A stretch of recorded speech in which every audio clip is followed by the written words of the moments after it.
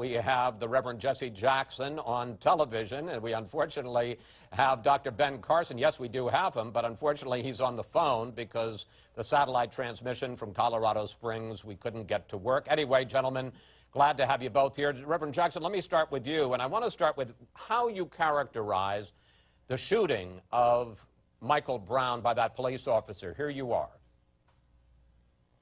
How many times was he shot, and where was he shot, and while he lined the street for several hours?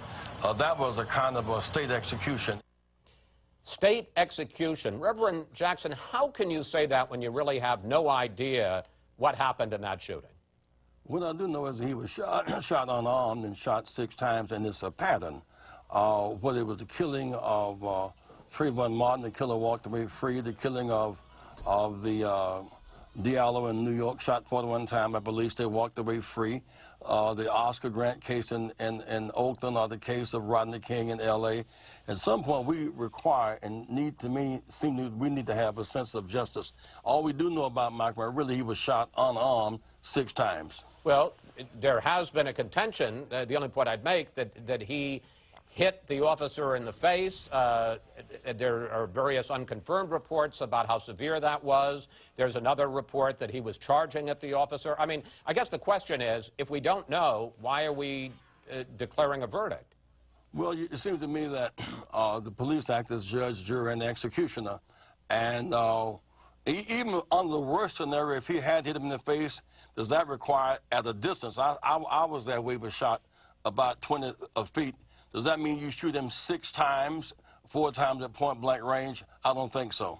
Dr. Carson, what do you think of what Reverend Jackson has been saying?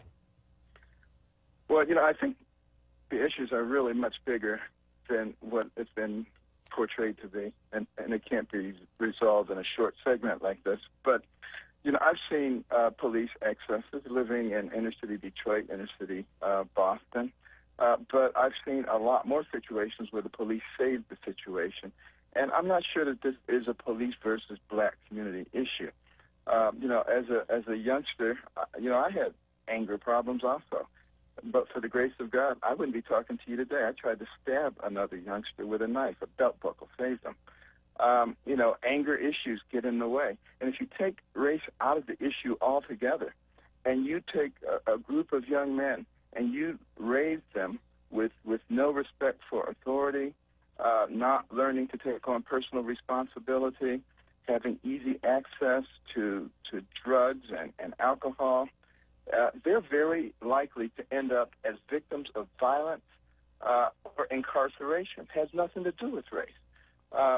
So, yes, is there racism? Are there problems? Yes, yesterday, today, and tomorrow.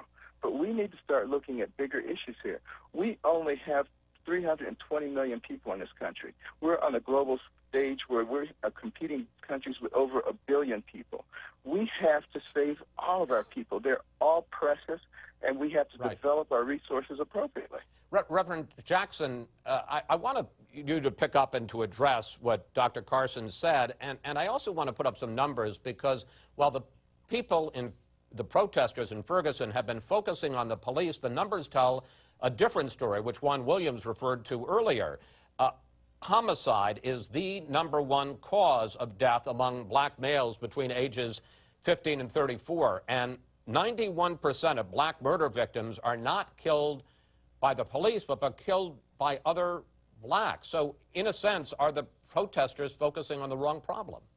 First of all, I wish Dr. Carson and I were a part of that white panel that you just had, because it does have a race dimension. We should all, Carson, we come out of a body of experience different than your previous guest, #1.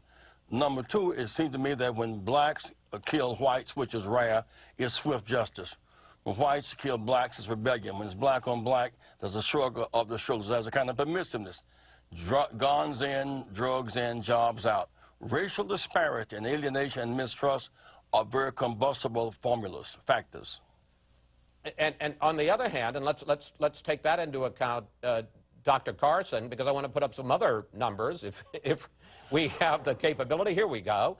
Ferguson is 67% black, but on its 53-member police force, 50 50 of the 53 officers are white, only 3 are black, and 86% of traffic stops in Ferguson last year targeted blacks. Dr. Carson, you talk about the young, angry Ben Carson in Detroit. If you were a young man living in Ferguson, wouldn't that be a big problem for you? It would be a big problem, and people in Ferguson and in all the cities, I think, need to get more involved in the process. What percentage of people in Ferguson voted in the last statewide election? I think you'll find it was less than 20% of the black community. We need to get people involved in what's going on. Without question, that will make a huge difference in what goes on.